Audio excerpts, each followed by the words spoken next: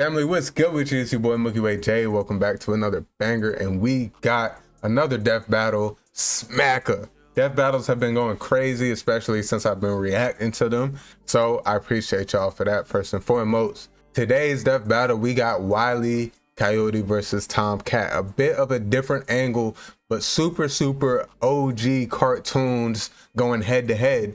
Tom and Jerry versus Looney Tunes, Tom Cat versus Wile E Coyote. Let me know down in the comments below who y'all got winning.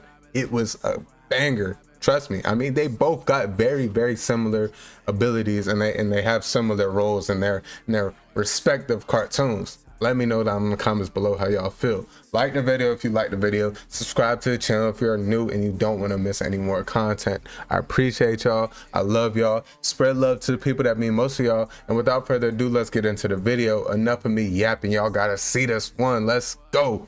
In tales told over a shimmering campfire by the tribespeople of North America, there was no figure so cunning, so bold as Coyote. To the Miwok, he was a Prometheus who stole fire from the heavens to give to humanity. To the Sewetmuk, he was a foolish trickster who could die and return to life. And to the brothers Warner, he's just a poor dumb schmuck who can't catch a break. To this day, the great Coyote stalks the American Southwest, hunting his indefatigable prey, the Roadrunner. And this modern Wile E Coyote. All right, so it's Coyote versus, it's Tom Cat. Okay, I don't know why my mind was going Coyote and then Tom and Jerry, but he's going versus He is driven by a ruthless entrepreneurial spirit. Hey, it's early. Let me know down in the comments below with a timestamp who you got winning. Yeah, and it drove him straight off a cliff. Eternally He'll hungry. chase Nah, that no bird-shaped happily ever after to his own inevitable undoing. Such is the lot of the common man. You might not expect it from an anthropomorphic canine Job, but Wile E was born the son of world-famous hunter Cage E Coyote. His father raised him from infancy to hound his avian adversary and forbade him to speak until he tasted victory. On the face, an easy task. Coyotes are incredibly adaptable predators, capable of hunting in both rural and urban environments. They're also speedy little demons. They can sprint at up to 43 miles per hour, though that's cold comfort when that blue meeping bastard can make beans. Let's be real, I'm faster than that, but that's cool. 43 miles, that's swift, you feel me? I will say I don't really know too much about like the extent of these two characters. I've watched the cartoons obviously growing up, Looney Tunes and Tom and Jerry. Of light like stone still, or outrun a car that was moving fast enough to travel through time. Frankly, it's incredible that Wile E manages to consistently keep up with his prey at all. But he does. No, really, it's actually stated that only a, quote, tiny little extra burst of speed separates the Coyote and the Roadrunner. Heck, Bugs Bunny himself needed to take super speed supplements in order to move fast enough to outrun Wile E. But almost as fast isn't fast enough. Fortunately, Wile E's got an endless assortment of gadgets, gizmos, and reams of blueprints to make up the difference. He's got your classics like dynamite, anvils, and spring-loaded boxing gloves, along with heavier artillery like heat-seeking missiles, a 10 billion volt electromagnet, and a friggin' trebuchet, a Reddit favorite. Many of which he invented himself and uses in excruciatingly detailed schemes that inevitably go awry. Despite being a self-described super genius, Wile E has an officially measured IQ of 3. That's the same IQ as a cactus. Okay, the test results were fake, but You gotta be trolling. He's trolling. I can't take everything serious. Because why the hell would you know an IQ of a cactus? Why the hell would a cactus even have an IQ? How the hell would you even test a cactus for an IQ test? He's still an idiot. So why not let a soulless corporation do the hard work for him? Acme sells any product that you can imagine, and Wile E is their most devoted customer, contributing up to 99% of its multi-billion-dollar revenue. Thanks for the inherited wealth, Pops. Oh, don't worry, I'm spending it all in one place. He's got an Acme Book of Magic, Acme Clonomatic, Acme Death Ray, Acme City in a Box, Acme Universal Remote, which can pause, fast forward, and rewind a person through time. Too bad half the stuff Wile E uses is intentionally sabotaged, because Acme's board of directors is exclusively Roadrunners. My man cannot catch a break. but he sure can take some punishment. No matter the severity of his failures, Wile E is still a toon and can bounce back from just about anything. He's been sliced, stabbed, squashed, exploded, melted, blasted into a constellation, and overall verbed for the last 87 years straight without ever actually dying. He once got fully disintegrated. That's why I don't feel like there can be really a winner in this fight. Tom Cat and Coyote have never died. They've never had like a situation to where they don't come back from. They be getting obliterated. Integrated into ash and popped back up like it was nothing. Similar to the immortal Coyote of Secwepemc legend. He's also shattered Coyote the fourth gotta wall win, tons though. of If there's times a winner, and even it gotta left the be comic Coyote. page entirely to catch the Roadrunner. Tom Cat be fighting so close. Believe it or not, mouse. there is actually a biological reason for these abilities. Looney DNA. Every toon's got it, not just the Looney ones. And it's what lets them survive fatal damage up to being fully erased off the page, essentially dictating their personal slice of reality to whatever is funny. Like how gravity only affects the Coyote when he looks down. Toons are immune to the laws of physics as we know them. That's why Wile E developed a counter to this immortality, the Looney DNA Dissolver, which leaves toons vulnerable to fatal wounds the same way we are. Yet again, so close. You can't say he hasn't tried everything. It was Wile E's experience as a veteran toon that landed him a job at Acme University as department chair of the School of Hard Knocks, teaching up-and-coming tiny toons how to use their abilities. Okay, so Naruto. And just like Naruto's jutsus, Toon Force works like an actual power system, with more experienced toons like Wile E who are more Who knew this? I did not know none of this. Hold on. Put me on. powerful than their younger counterparts. And that means Wile E should be capable of replicating feats and abilities performed by any other Looney Tune, like traveling between different mediums or altering the plot of the cartoon he's in. And my favorite was the time Plucky Duck used Marvin the Martian's matter transmogrifier to suck up the entire universe. And then suck up the animator animating his universe. And then suck up the animator's universe for good measure. Wile E's got a cushy 10-year job teaching that stuff. Impressive for an abject failure at his life mission. the sun, He's helped flew to stop the a size meteor of a from planet. destroying Earth, beat the Monstars in basketball, and even, Oh, whoa, snap! He beat the Monstars in basketball? Or was he was on the team? Caught the 21st Roadrunner! Oh, wait, I'm never tripping. mind. So damn close! According I'm to thinking this is by 1977's himself. Tweety and Sylvester issue 67, Wile E Coyote has attempted to catch the Roadrunner 4,766,842 times. Oh, damn. Scaling to the present, that's over 10 million failures. That takes dedication, or maybe self-destructive stubbornness. Too blinded by bird lust to see the forest for the trees. But Acme's intentional malfunctions and Coyote's recklessness don't account for all of his catastrophes. There's something else, something grander, otherworldly, standing in the way of our furry friend's salvation. What's Wiz, that? there's no other way to say it. God is just plain out to get this guy. And by God, we mean the closest thing that exists for Coyote and Roadrunner. Animator. Chuck Jones. Oh, The guy creator. that created him and helped forge the Looney Tunes into how we know him today. Originally meant to be a parody of earlier chase cartoons like, well, Tom and Jerry, Jones established several rules for their animated shorts that superseded Coyote's reality warping toon abilities. Rules that cover his obsession, faulty products, and the fact that no outside force, not even the Roadrunner, is to blame for his defeat. Just him. While other creatives have altered this formula in the decades since Jones's departure, these rules have effectively made the Coyote's defeats cosmically ordained. God nerfed Wile E Coyote. In all our years making Death Battle, we have never seen a handicap like that. But what else can you expect from our fanatical furry fail son? He's the Sultan of Slapstick, the CEO of Second Place, the swing and a miss superstar. As long as he picks himself back up and dusts off the ashes, that'll never be all, folks, for Wile E Coyote. Man. He always gonna be ho. The year was Not applied. 1939. War raged in Europe between the British Tommies and the German Jerrys. As the beleaguered English made their miraculous escape from the German encirclement off the coast of Dunkirk, one might have called the battle a game of cat and mouse. Oh wow, is that actually where their names come from? I'm looking this up. Regardless of their Nah, names' for real. origin, William Hanna and Joseph Barbera's infamous cat and mouse duo became the undisputed kings of slapstick comedy. The formula is simple, and we all know it. Tom Cat chases Jerry Mouse around around the house. Brutal, bone-shaking, I felt that in my balls. Violence ensues, and Tom is reprimanded by Mammy Two-Shoes. Who is, let's say, very much from the 1940s. And if you're like me, all you wanted to see was Tom wipe that smug smirk off that little rat's face. Despite my well-documented hatred of cats, even I've got a cringe at years of propaganda to convince us to side with the filthy, flea-ridden rodent over man's second best friend.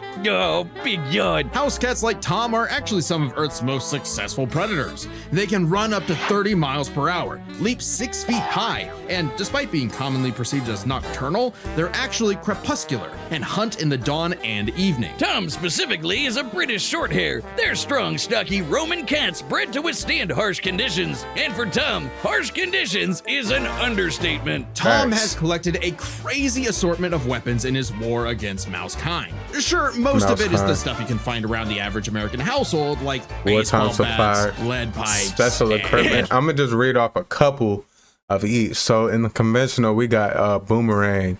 I see monoculars, baseball bat, butterfly net, glass cutter, firework sticks. Then in the wartime supply, he got some bombs, landmines, dynamite, sonar radar, miniature rockets, cannons. He has anti-dog spray, horseshoe magnets, rewind remote, magic painting, lightning bug. He has stat boosting perks and potions. And guns? Come on now. Lots and lots of guns. But he's got wackier things like a magic wand, a robo-cat, vanishing cream, and a smart cap that gives him all the knowledge in the world. I'm partial to the sword of light and dark, which severs you from your own shadow, or the rewind remote, which can move your victim backwards through time. And you can't forget the cat car and cat jet, spelled with K's of course, but just the cat part. Tom's arsenal is heavily improvisational, which fits his quick thinking in fights over Thanksgiving turkey. Though he often loses his bouts with Jerry, it's not usually because he's dumb or incompetent. Rather, he's just genuinely outplayed. And even in defeat, he's one tough son of a gun. He's been crushed, blown up, had every bone in his body broken, shattered, melted, and vaporized to dust. I mean, they're cartoon. They're the cartoonist. Tom actually has kicked the bucket multiple times. But little known cat fact: with Coyote and Tom, 9 lives, as established in the episode Heavenly Puss. Time and time and time and time and time again, they just get beat up, blown up, ripped to shreds, broken in pieces, everything you can imagine, erased, but they end up okay. They're the cartooniest cartoons. Oh, Wiz was conducting some different kind of research when he stumbled on that episode. Very funny. Even if Tom starts to use his lives up, he has a potion that just restores them. Or he can physically go get them back from hell, where all cats go. Extremely hardcore for a toon, but there isn't much of a limit to what Tom can do. He can clone himself, levitate in the air, make his imagination real, and even break the fourth wall and enter the real world. Yeah, if you only watch the classic cartoons from the 40s, you may be in for a shock. Tom and Jerry gets buck wild, much like the— Hey, and this is what I was about to say before I got rudely interrupted. I'm seeing some of these clips where he has all this crazy wild stuff, and a lot of the clips look like they're from the newer, more recent Tom and Jerry's. I'm not familiar. Once Tom and Jerry, like from 2012, 2013 and on, I kind of faded away from Tom and Jerry, so I really don't know what the cartoon has came to. The actual inspirations for their names. Thank you, Google. Oh, you're still on this? Crazy stuff. Dodoy Whiz. They were actually named after the two characters in Pierce Egan's delightful life in London, Jerry Hawthorne and Corinthian Tom. It was adapted to the stage with the title Tom and Jerry, which later became a catch-all term in 1800s England for young, drunken rabble-rousers. One could, in fact, say that many rabbles were roused the times Tom destroyed a planet-busting asteroid, lifted up the sun, and was blown up into a constellation. And he was just fine. Just a bunch of stars now, but he's okay. He takes an explosion that launched him through time to the Stone Age and has run through space at massively faster than light speeds. That shouldn't be a surprise when he and Jerry have been at each other's throats for over 80 years now. But what may surprise you is the fact that at the end of the day, they're actually friends. And they've worked together tons of times to save the day. Like when they helped a little orphan girl, right there. Robin 85 Starling, years, find her way going home. at each other's necks. That's a nice end to their story. Don't you believe it? Now is when we have to talk about Tom and Jerry Chase. Long ago, the warrior god, Lord of Sichuan, Erlong Shen, battled the tricksy and indomitable Mouse King atop Peach Mountain, leading the goddess Celeste to declare the two the strongest warriors in the realm. And they were, in fact, Tom and Jerry. They were even stronger than Devil Tom, who repelled corruption by the darkness. This mysterious, malevolent force threatened to consume the Tree of Life, whose branches encompass all of time and space. Banding together, these warriors use the star element to dispel Tom and the Jerry get darkness so much and lore? save the universe. What the fuck? While it may sound completely insane, it is. Chase is a Chinese mobile gacha game whose lore is not entirely in keeping with the spirit of the source material.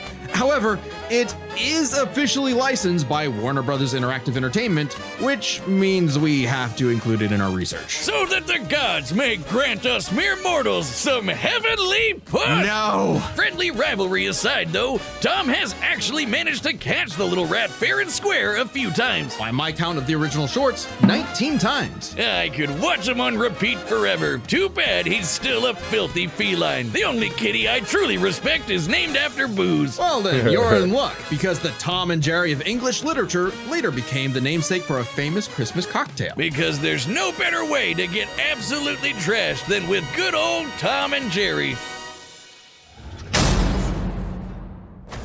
Guess what? Death Battle has merch now. That's right, Boomstick, and you can pick some up for yourself on House Mouse.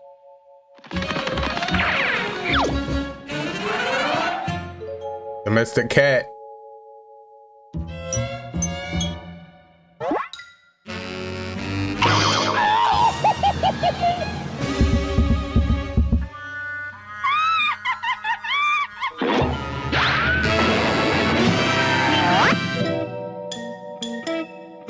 Roadrunner. Okay, so they just starting out chasing their respective foes.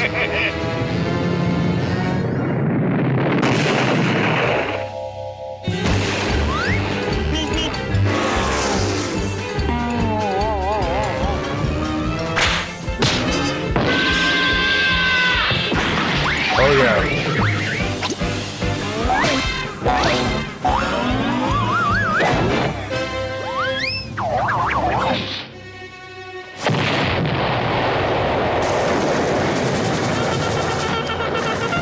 Come on, already? You wanna live forever?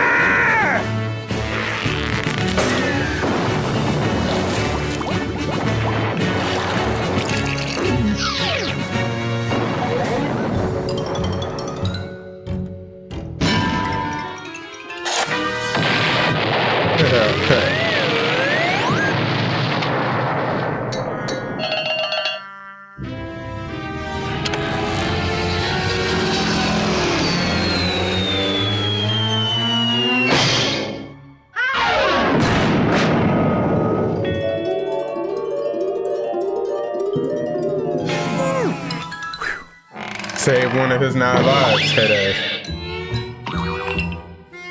High speed tonic. That's what Bugs Bunny took.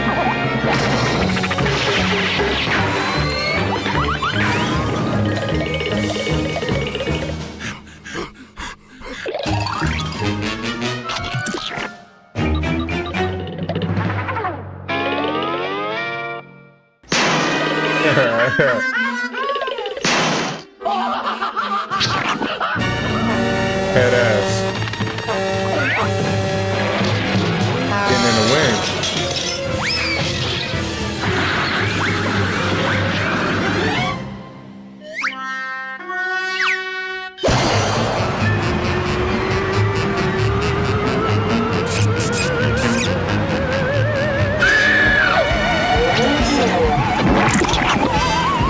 DNA dissolving.